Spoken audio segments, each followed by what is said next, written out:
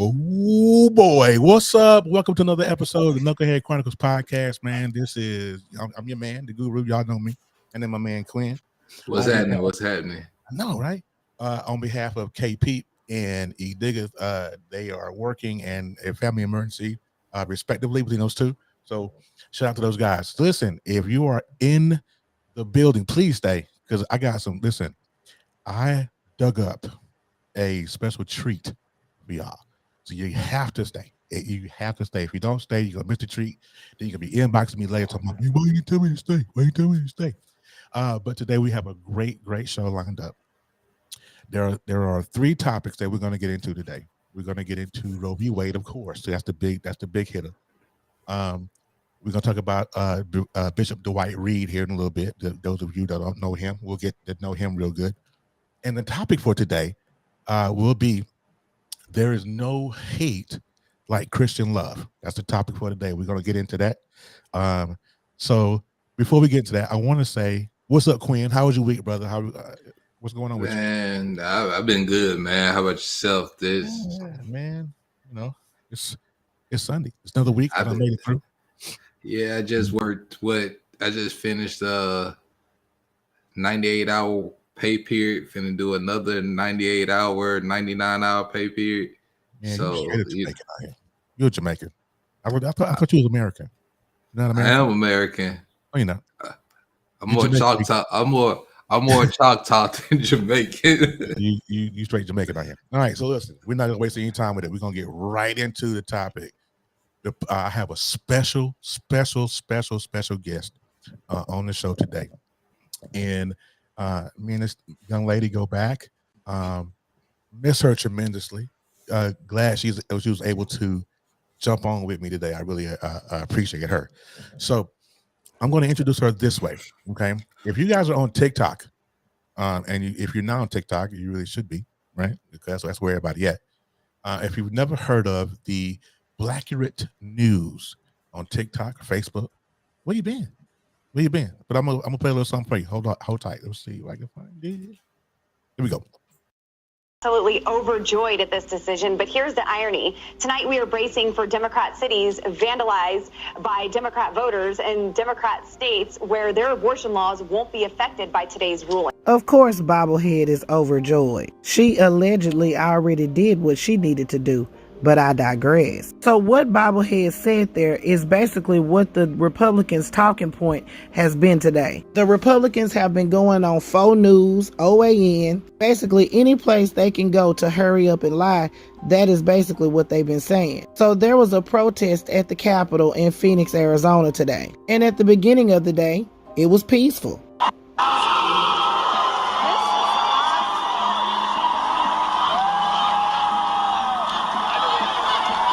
They peacefully marched to the Capitol and chanted and protested and everything was all good. But then this happened.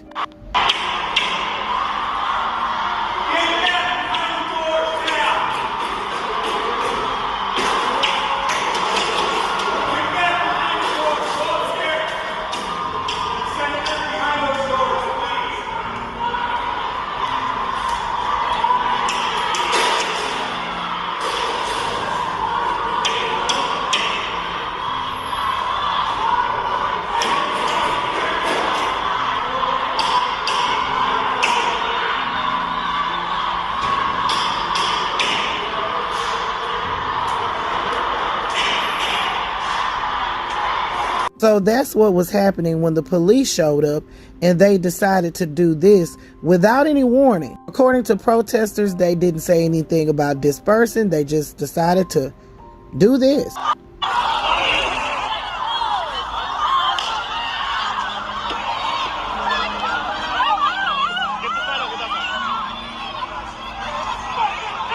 So, of course, faux news reported it like this. Arizona abortion protest. Police released tear gas. Lawmakers held hostage in the Senate building. Child. Anyway, so they fired the tear gas. But, baby, them protesters, hell no, we won't go.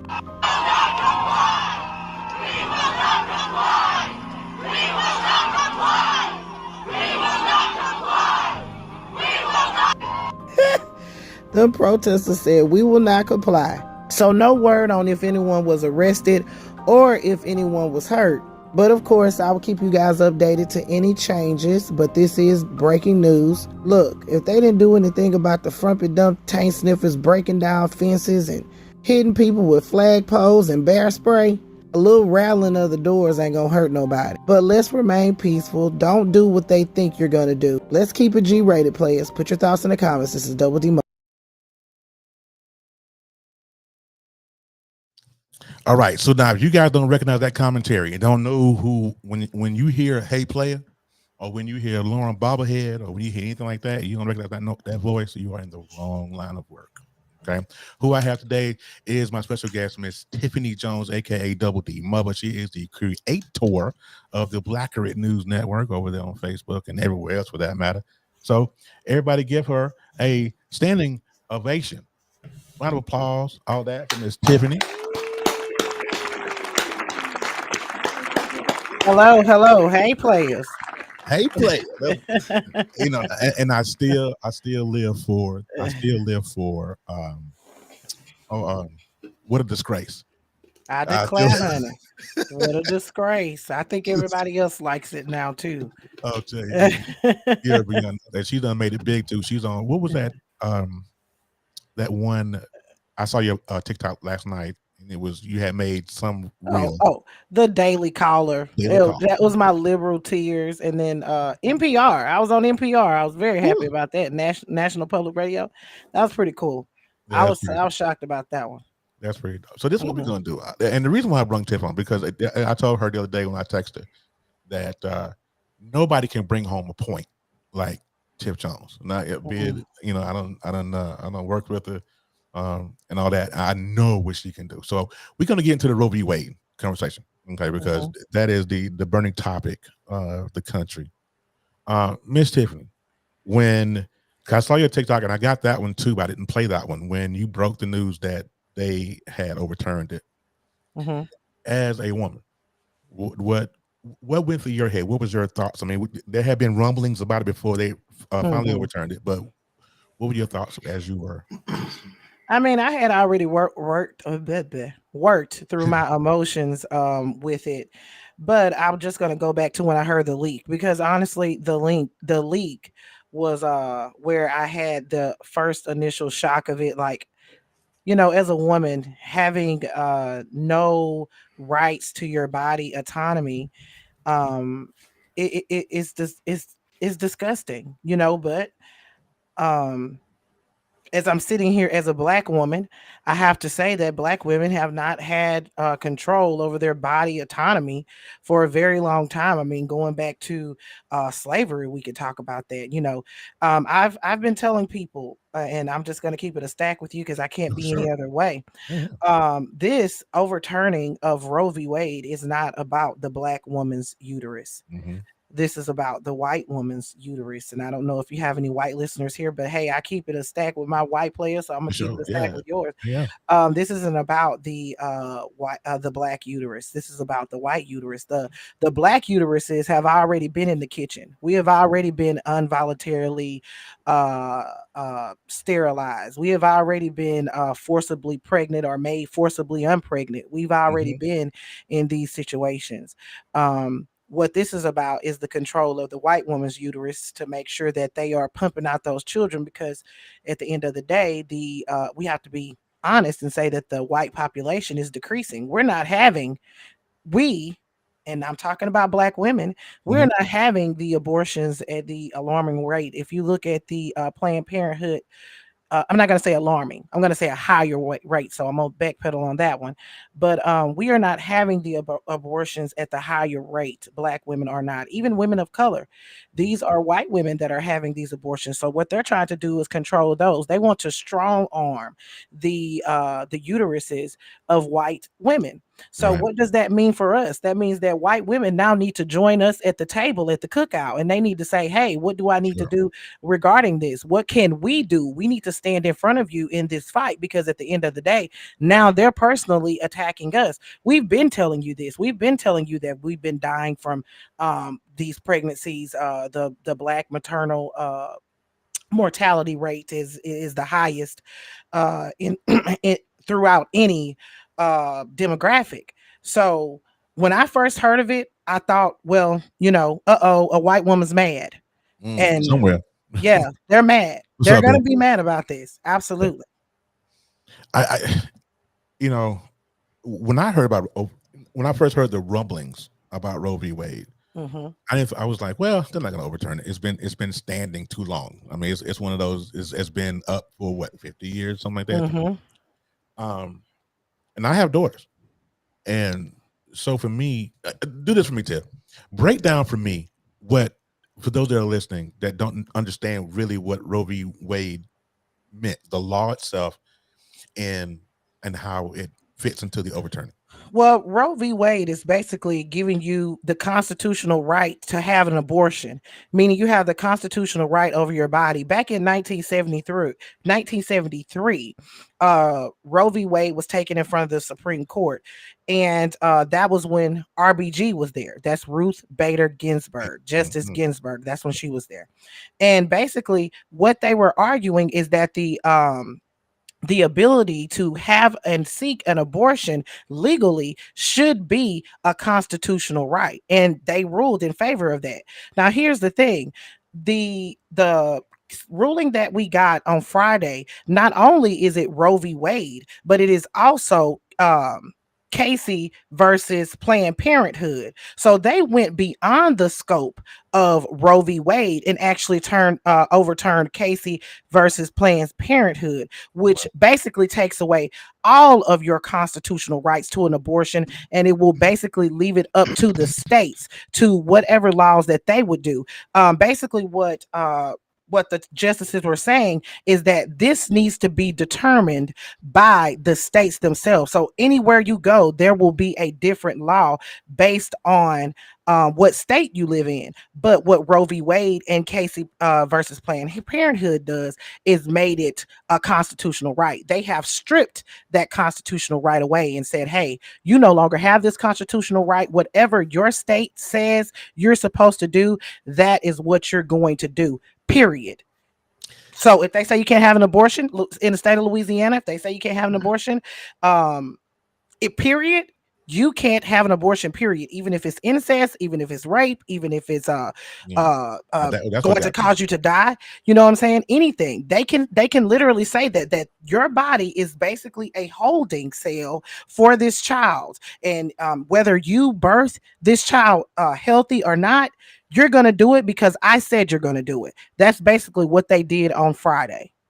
And that's Roe v. Wade in itself. I got to spirit it there. I'm sorry. and also me being from Mississippi, living in Mississippi, you literally had these when they were up for their to be when they were in front of the Senate. I forgot when they were making their campaign to become justices. You had Kavanaugh and everybody saying that, oh, it's, you know what I'm saying, it's written law, it's precedence. We won't do this, we won't do this. You knew then they were lying through their teeth, because Trump said he was only going to appoint justices that would overturn Roe v. Wade. So when he tapped them on their shoulder for that position, he already knew in his mind that these people were going to say what they were going to say just to become a justice. And the thing is for me, in this country where there's supposed to be a separation of church and state, the minority, which is the Republicans, they're the minority in this country. They are pushing their own moral and religious views on the rest of the country. But here's the thing. How can you say that the control of a woman's body goes back to the states, but when it comes to gun laws, that needs to be federal? Absolutely. I don't understand. You just overturned New York state gun law and said they can't have that law, but you want to tell because because of federal statutes. But you want to say Roe v. Wade isn't a federal statute, so you can overturn that and return back to the state. Nobody should have control over another person's body. Absolutely. I totally agree with that 100%. I mean, like I said before, at the top, is that I don't, I have daughters. I have two grown girls, and then I have Zariah, who is 11. And I know Idaho just passed a law here, was it a couple months ago, where if a child or if a woman has an abortion, the other party can actually sue the person who had the abortion. Like, who? Okay, so Tiff, let me ask you this: now that they have overturned Roe v. Wade, what's next? Well, just about 6 months ago, we had the Women's Reproduction Act that was passed in the House of Representatives. That was supposed to codify, and what I mean by codify is basically enforce, or not enforce, but kind of put a little bit of umph behind Roe v. Wade, kind of keep it to where even if it was overturned, you would still have this to fall back on. So that was passed in the House of Representatives, but when it was passed when it went to the Senate, of course, it was DOA. It did not pass at the Senate. Now that would have basically said that, hey, you have a right to get an abortion up to, I believe it was 15 weeks in that or something like that, which is basically what Roe v. Wade was. So what's next now is, number one, they could go back and redo that vote at the House, maybe tweak it a little bit, and they could re-present it at the Senate. They're going to have to be able to get rid of the filibuster in order for anything to happen. That's not going to happen. But we have a very important election that's coming up in November that even if they do it, I mean, if we don't keep control of the House, it's not going to matter. You know what I mean? You have to gain seats in the Senate also. Yes, we Is definitely there a need possibility of that happening? Not in November. Not in November. Not in November. We're gonna have to wait to 2024 for that, because I don't think anybody is up that will flip a seat is up for up for grabs. But in the House, we could lose the House, definitely. So that can happen. Also, I just want to bring this to your viewers' attention. If you know any nonprofit organizations that are supporting abortion rights, like the travel for the people that's going to be living in these states that are going to have to travel to other states. Like if you're in the state of Louisiana, Mississippi, you're going to have to go all the way over to California, or even farther beyond that to gain access to an abortion. So finding your nonprofit organizations that are going to be supporting that, also supporting the businesses that will be funding travel. Nike is one. They will be funding. They have put a travel reimbursement. Levi, Dick's Sports, Goods, there's several. Chase Bank, they're actually going to be supporting those businesses that do have that. Now I'm not going to tell you to go out and just support just because of that. You need to look at some of the other things, because just because they're supporting that doesn't mean they're not strong arming something else. So definitely doing that. But that's basically what's next. If Congress wants to act, they're going to have to pass some kind of law. I highly doubt that it would happen, but I mean, it's worth a try to at least let the American people know that you're listening and you're watching. But if you're not going to get rid of the filibuster, it's not going to happen, period. And as long as you got cinema and mansion in there, you won't have any real change in gun laws, and you won't have any real change in abortion rights either, because those are the two senators. And let me just put this out there, not to get off topic, but I wish people understood how government works and knew what the powers of the president are, because the president only can do so much. That's why there are three equal branches of government. So for folks that say, oh, Obama didn't do this, Biden ain't doing this, and all of that, when you're hamstrung by your Senate or by your justice, the executive branch can't do it. The judicial branch and the other branch can't do anything. Absolutely won't let you do anything if you're hamstrung by them. I would say that, and what I call President Biden or any president for that matter, they're just a glorified spokesperson. That's I right. appreciate for him to go out to these cities where these massacres, these tragedies have happened. Of course, it's good and refreshing to see a president that can show some type of empathy. It's good to see him have the moral compass that is needed to lead a country. However, comma, he doesn't have any powers whatsoever other than his executive orders. And honestly, I always say about executive orders that they're not worth the paper that they're printed on, because the next president that comes along can just throw those out. We saw him do that so many times with Donald Trump. Trump, yeah. So, it's very important that we understand how government works. And if you're not voting, if you're just voting for the president and you're expecting change, then you're not going to see the change. If you're not voting at your local elections, I'm going to get off my soapbox, but I will say this. If you're not voting at your local elections where you have your state senators, because these laws that are now, these trigger laws that are making it illegal to have abortions in these states, these were done at the state level. These aren't federal laws. So you just think about that for a second. These are the people that are voted for every 2 years, that you are too lazy to go down there and vote for, but you will scurry your ass on down there and vote for the president and wait in the line for hours. However, comma, you did not do it when it comes down to the local elections, and now you're stuck with this state senator that is sitting up here passing all kind of gun laws and voting rights and all this kind of stuff, but you looking at the president to fix it. He can't freaking fix it because this is done at the state level. So look, that's you need to get out and You're vote. You need to exactly support. right.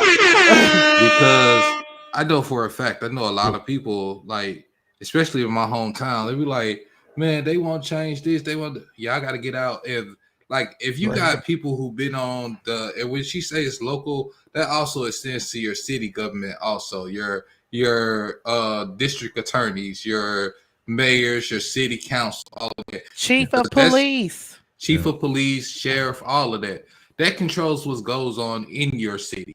Now, you have to vote for your congressman, and you have to vote for your state congress and your state senators also.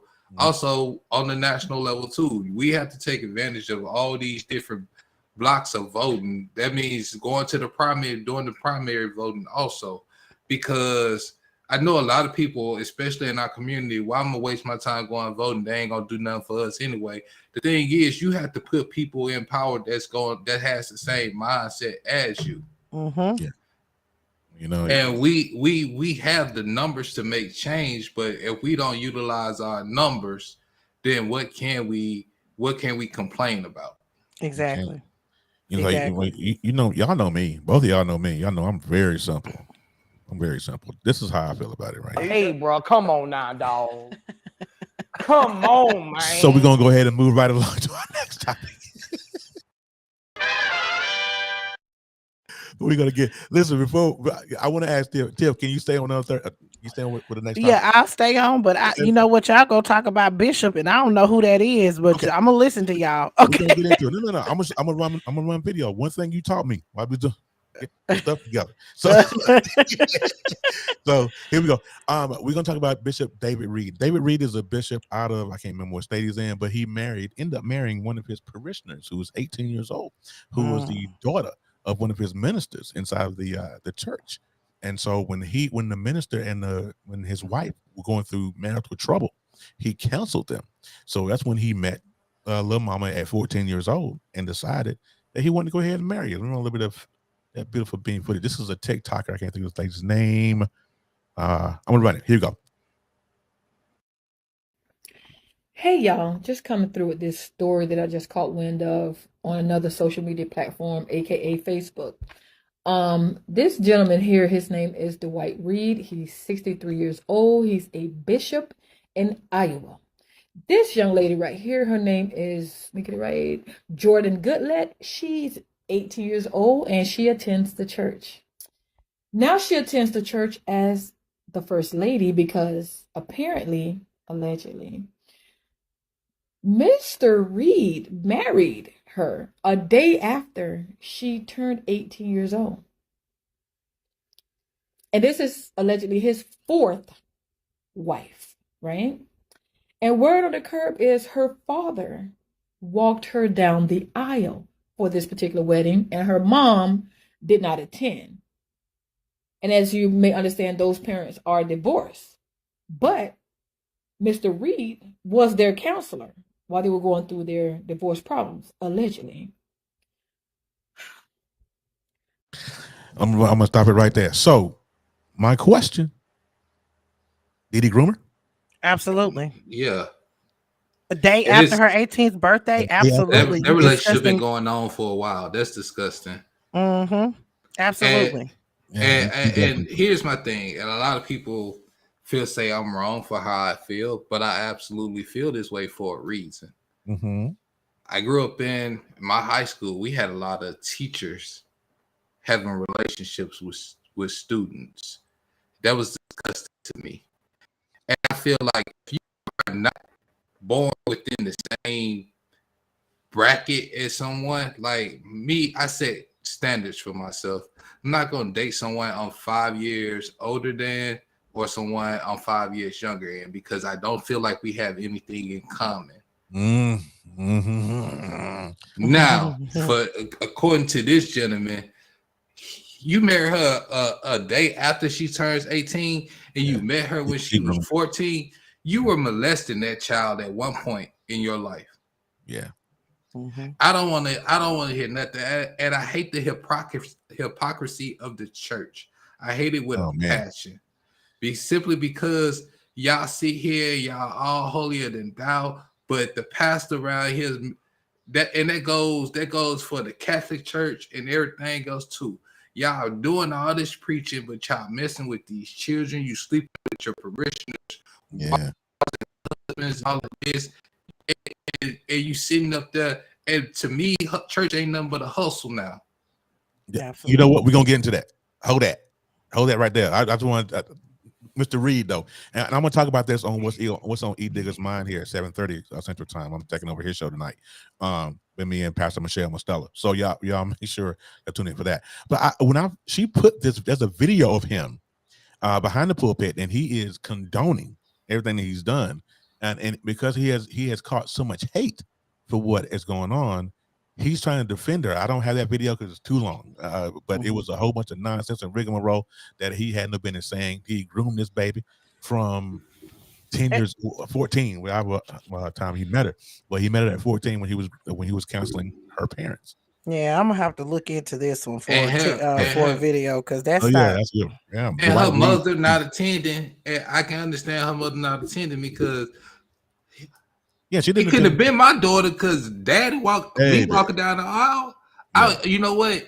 I would have walked down the aisle just to get close enough to him to put my hands on him and ruin everything. I just want to talk to him. But here's the thing: this is my personal feeling. I believe that Pastor has something on the daddy.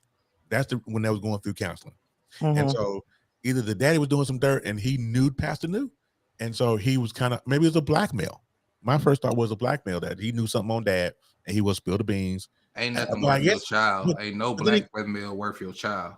And then but at that point become mute because they divorced anyways. So yeah.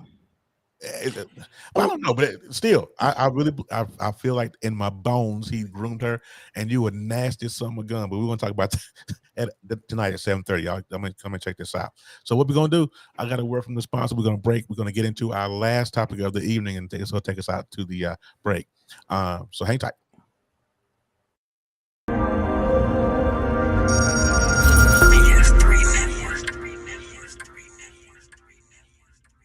BS3 Network, changing the way you watch TV.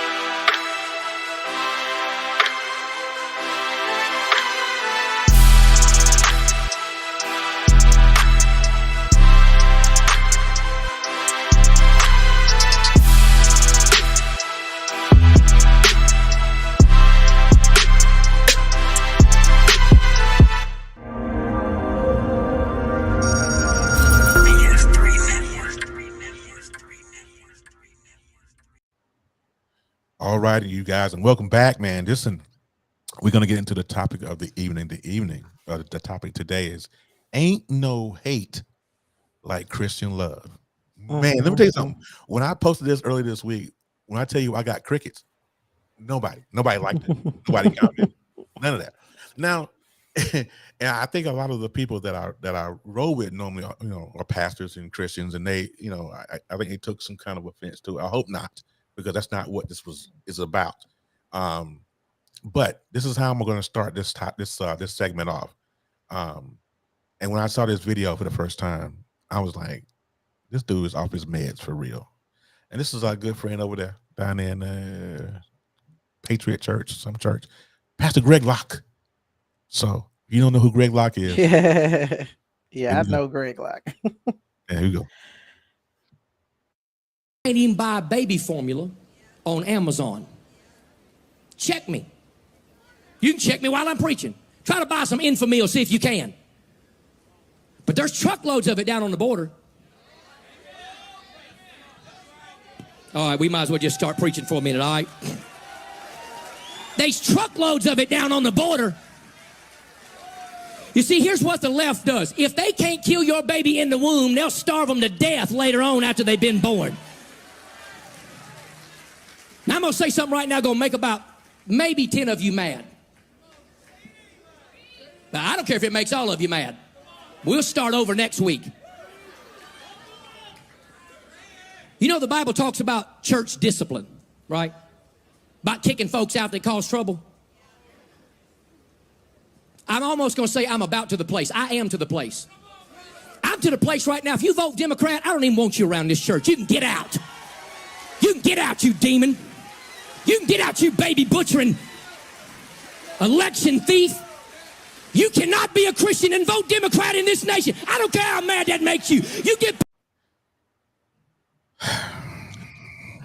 Greg Locke is the same person that's out there and told people that if they wore a mask or in his church during COVID-19, that he was going to kick them out. He is a disgusting individual. Okay. I don't understand why he's able to have a platform. He's been banned from Twitter, as well as he needs to be banned from Facebook and Instagram. He spreads nothing but hate. That is the most disgusting display that I have ever seen.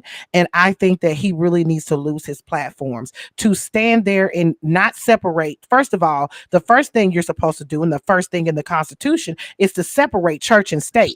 So when are you going to do that and stop this mixing of the two? This is what they do with this abortion stuff. Oh God, all of them are talking about God as they're standing up there, God saving all the babies, all this kind of old stuff. When you're supposed to be separating the two, it is completely disgusting that he stood there and said that. But however, I'm not surprised. Yeah, I mean, unacceptable.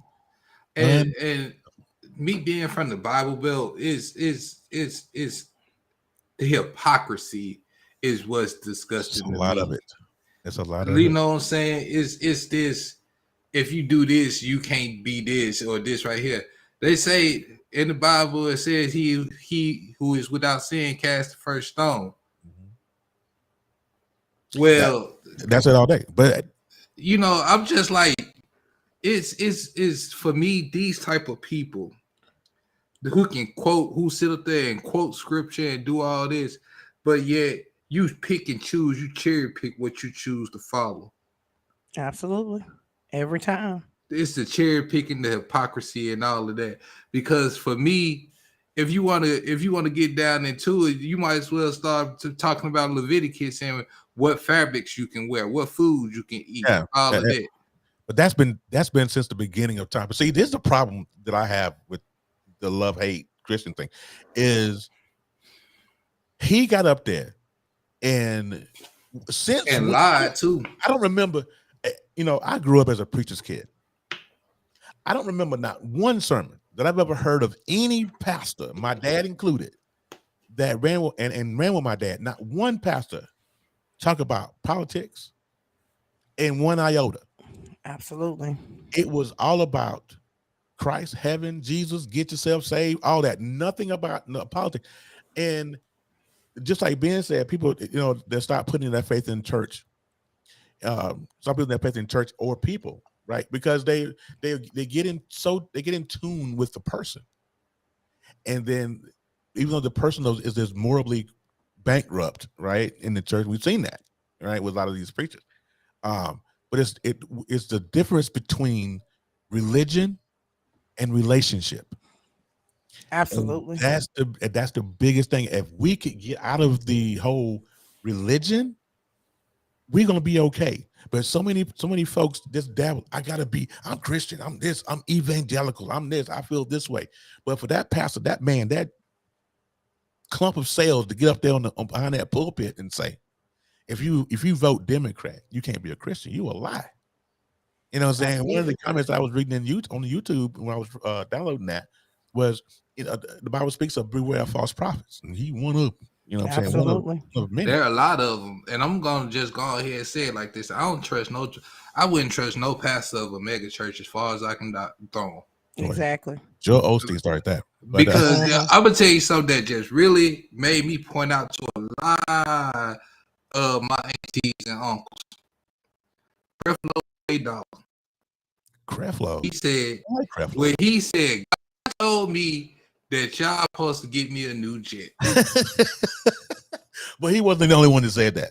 He wasn't the only person that said that, but my folks was listening to Creflo. Yeah. First of all, I said I don't trust nobody named Creflo $8. The last dude I knew named Dollar, he ran the Players Club. So we gonna throw that out there. So, but I said y'all sitting up there listening to this man. He a hustler. He a straight hustler, and y'all sitting up there listening to somebody hustle y'all, and with the Lord's word, you know what I'm saying? Yeah. And people are a victim of this daily, getting hustled. Because guess what? You sit there and you pay your last, going in there paying your tithes and doing all this. I'm gonna get a blessing. But when your lights get turned off, where the church at? Exactly. It always, when we talk about things like this, it reminds me of an episode of Martin. Y'all remember that episode of Martin? We just talked about it when we went live. Yeah, where Martin's mama was getting fleeced by the pastor or whatever, and the Reverend Leon Lenny Love. Yeah, you know what I'm saying? It always reminds me of that. These mega churches, you can't, like he just said, you can't go to them after your lights or something get cut off, or you need help with rent or something like that. The church is supposed to be a small entity that takes care of the community around it, not a mega church that sits on 20 acres. The pastor is living on 50 acres and he's driving a doggone Lamborghini. And you look out in the parking lot and you don't see anything but Hondas and Pintos and stuff like that. Well, I'm sorry, you know what I'm saying? But I mean, come on, compare that to a Rolls Royce, you know. I mean, he's rolling big, and what y'all doing, you know what I'm saying? It's not okay. But there's a whole bunch that we could go into regarding the church, especially the black church. If we want to talk about the black church, the building fund, and ain't put a doorknob on the church, you know. How many, you know, I just donated. My mother just called me a second ago. We selling something at the church for the building fund. I need you to buy some of these tickets. I sent her $20. That's all I had. Hey, I sent it. I sent it to her. You know, that's my mama, so I can't. I would have sent her $10.50. That's just me, though. I mean, I can't. This is like, for me, and I'm just speaking on my experience. When I was a child, I remember my first pastor and my second pastor. These were these old Southern, you know, they still live in the country over on their folks, you know, property. You know what I'm saying? They ain't riding good or nothing. They ain't you know, we all congregate. They know everybody. They know your mama. They know your grandmama. They've been in that same church with the ceiling fans, where you waving the fans, sweating. He up there preaching so hard, he sweating. And you know what I'm saying? But you know, it was more of a family kind of thing. Yeah. As I got older and, you know, ventured out into the world and started going to these other churches, I'm looking around and I'm seeing these folks, pastors sitting up there with jewelry on that's shining good. They got, first time I saw an ATM machine in the church, I was through. Yeah. At that point. Yeah. At that point. I'm listening to the hypocrisy. I'm seeing what's going on around the church. Say what he was what with who, and y'all still letting him stand up there and do what? And I don't understand it. And the church is still full. And the church is still full. I don't get it. I mean, you know, he done slept with his deacon's wife, and y'all still letting him get up there and do that. Mm-hmm. Yeah, I gotta go. Exactly. Yeah, and they have the old saying. They say, you know, they try to cover that up with the sayings of, well, don't look at the messenger, get the message. No, because if me. miss me with that, because I know ain't no man on earth walking perfect. True. But if you're supposed to be a shepherd of the word, then you need to strive to live your life in some type of moral, have some type of moral code that doesn't ensure that turns you off from another man's wife, that turns you off from children, that turns you off from all of this stuff that should not be going on. I mean, you look at some of the biggest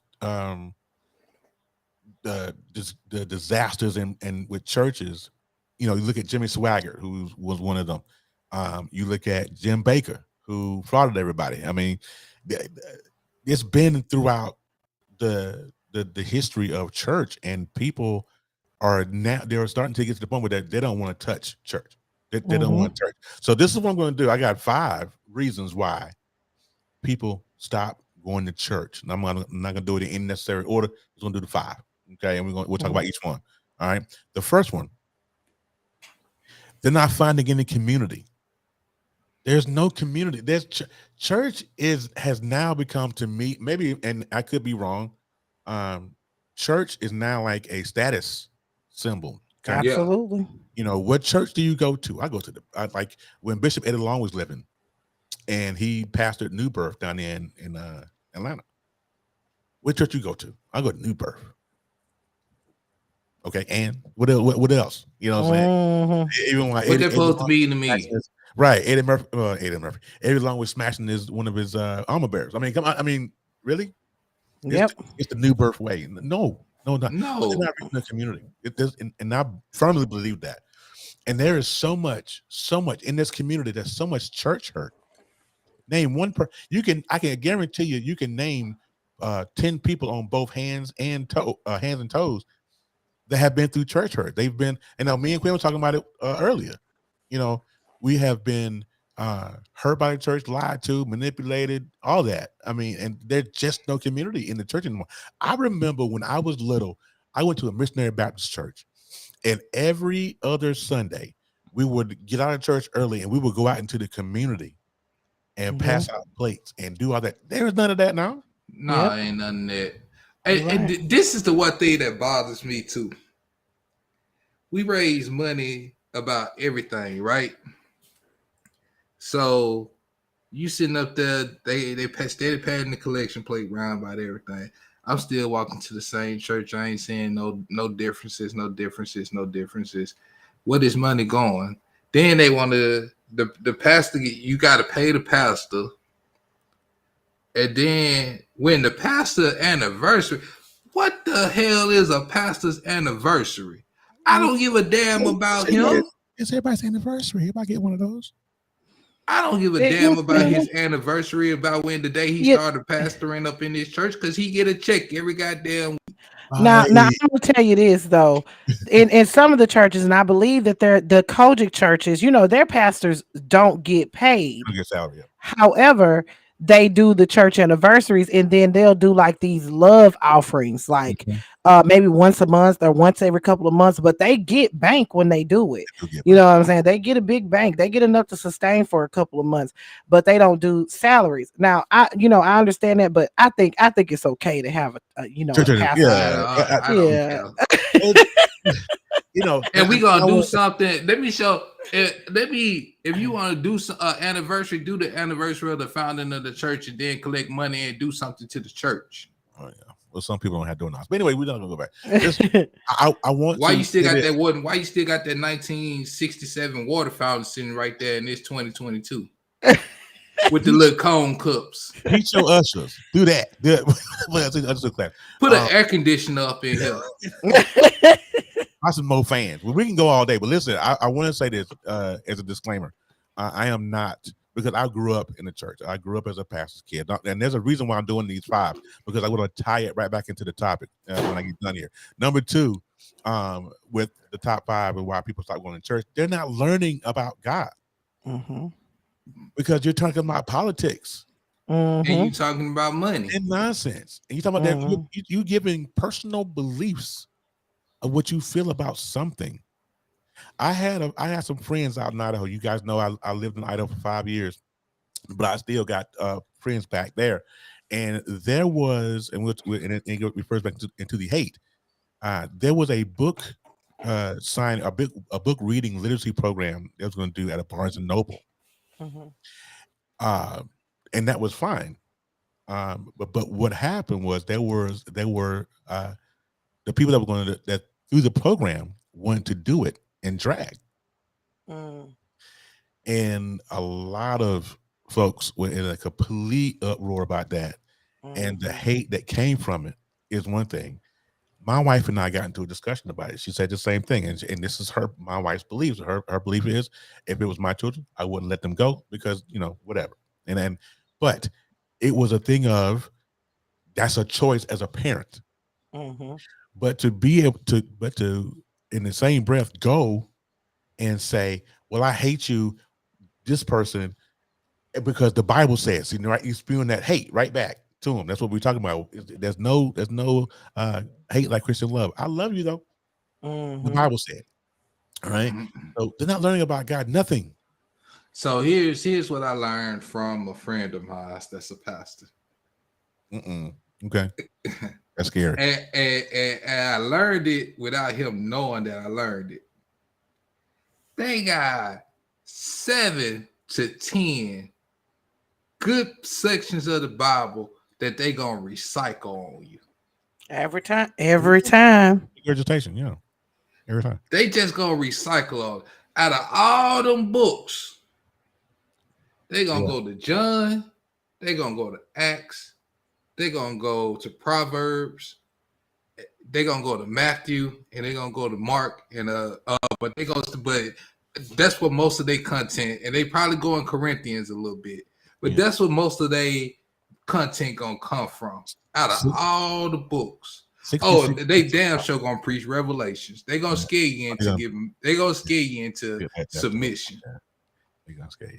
Listen, we'll move on. Number 3, the top 5 why people start going to church. Legitimate doubt is prohibited. You cannot have a conversation with somebody and disagree with them.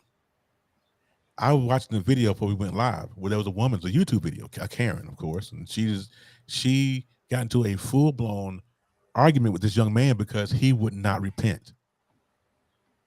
You don't have that right as a Christian if you are because the word Christian is a derivative of being Christ-like. Correct? I could be wrong. I could be wrong. Yeah, it's the following of Christ. Right. But you also have those, what a lot of people have, because they eliminated the section of, like, they're very small, but they eliminated the section of the Christians, and then Christian has exploded because the Catholics are supposed to be Christian also, but the Gnostics are the Christians that they found fanatical because they also the books of the Bible that aren't in the Bible, they followed those books, like the books of Mary and the books of there's a lot of books that didn't make the Council of Nicaea when Charlemagne adopted the Christian faith. But the Gnostics, they don't subscribe to them, who probably are the true followers of Christ. But because what we get now is the European version of Christianity. Okay, so that's where the hate come from. That's where the hate come from. Okay. Because when the church got into power, the church seen what they can use. When Europeans got a hold of Christianity, they seen how they could use the faith to subjugate people, to manipulate people. More people done die in the name of Jesus, and that's the thing that really gets me. And But I hate the religion has been perverted.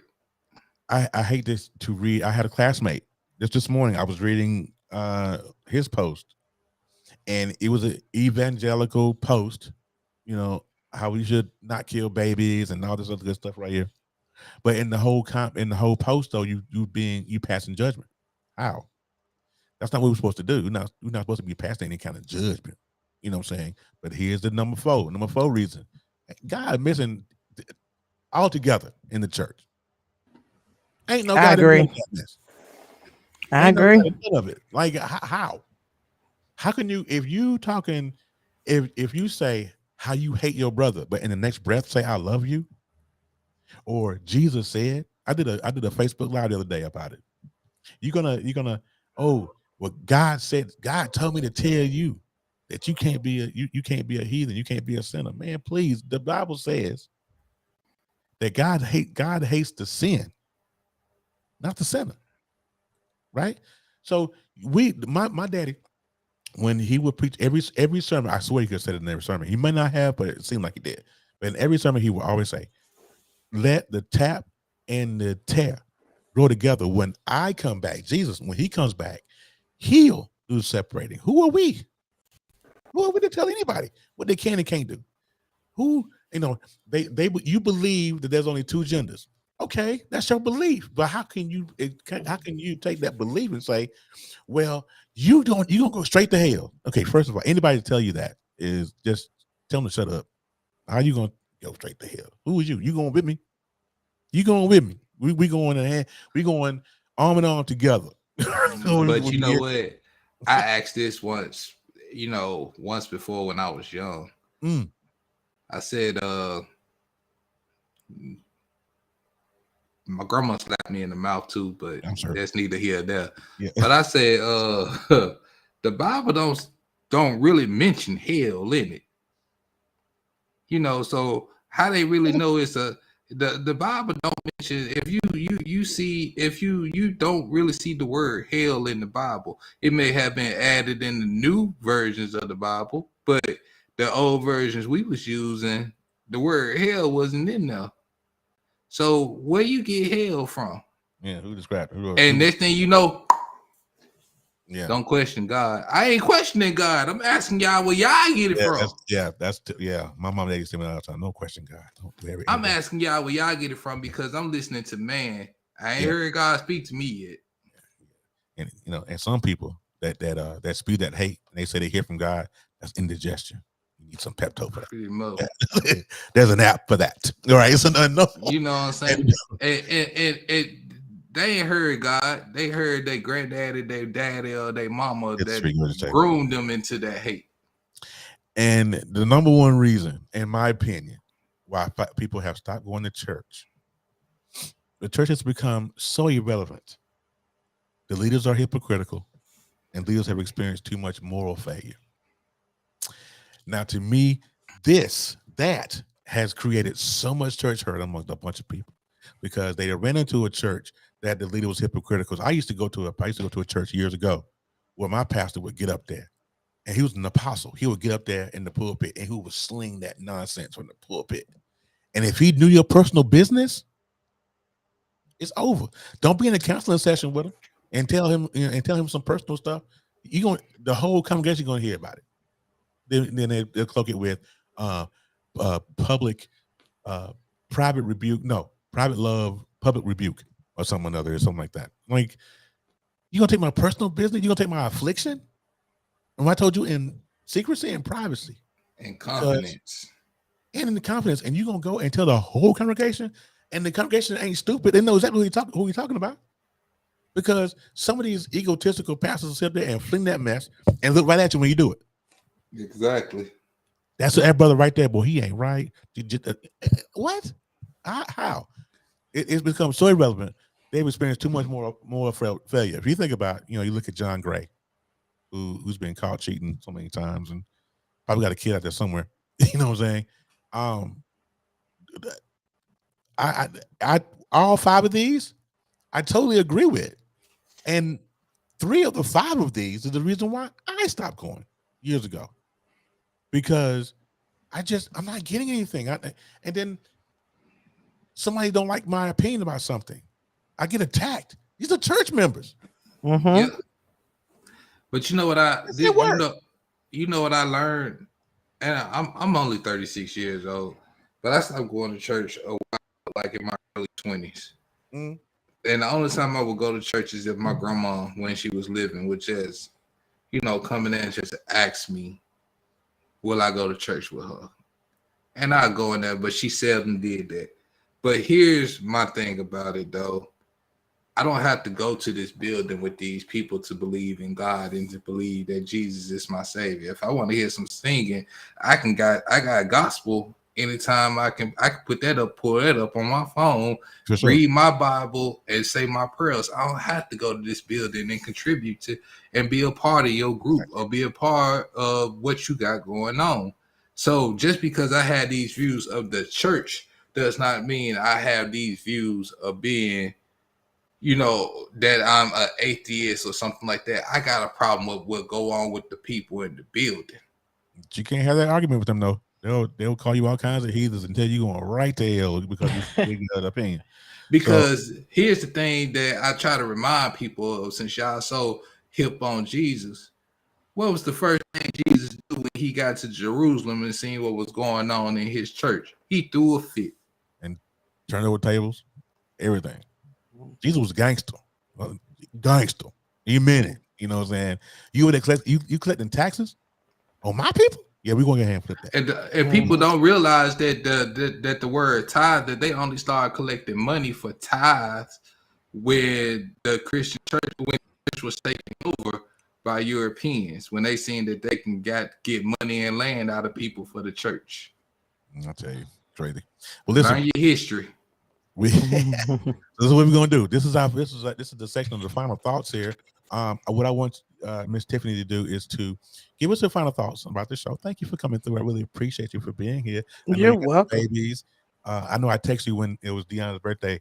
I was gonna cash app you some money for her birthday. But oh, did you text me?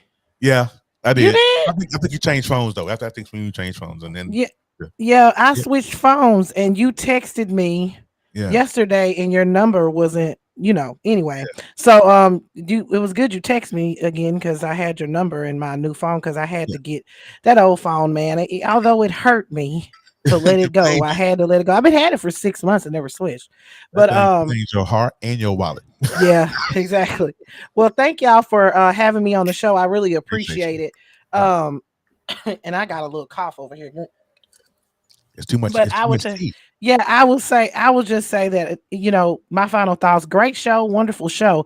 On Roe v. Wade, you guys, like I said, make sure you go and support the nonprofits that you can. Also get out and vote in November if you're in a place where you need to vote. And also on the bishop thing, he's a disgusting piece of shit. And then, I don't go to church. So anyway, there's that. There's that. So, how can the folks get a hold of you? I know you want to grow that Black Red News page over there on Facebook. Oh yeah, you can go over to my Black Red News page on Facebook. Just put in Double D Mother on Facebook, and you'll pick it right up. You get everything over there. I do politics, celebrity tea, anything. So make sure you guys go ahead and come and take a look at us over there on Instagram, Facebook, Twitter. Also, you can check out my podcast, The Real Tea with Double D, wherever you stream your podcast. Absolutely. Thank you for being here, Ted. I really appreciate you. Quinn, what's your final thoughts, buddy? We're gonna roll out. Pass the trash. Get out and vote. If you want people to go to church, fix the church. There you go. Bring it back home to where it's community and family. There you go. And here's my final thought: is this right here. Shut up. Shut up. I mean, if you have an opinion, shut up. I mean, if you're gonna hate, if you hate something, just shut up. It don't have anything to do with you. And then you opening your mouth is gonna make it worse. Just roll. Just roll with it. Worry about you. The Williams brothers had a great song back in the day, great gospel song. And they said, "Sweep around your own front door." Before you sweep around mine. He said, take 6 months to mind your own business. And take the other 6 months to leave other folks' business alone. And you'll be all right. All right. Until next week, man, y'all be blessed. Love y'all.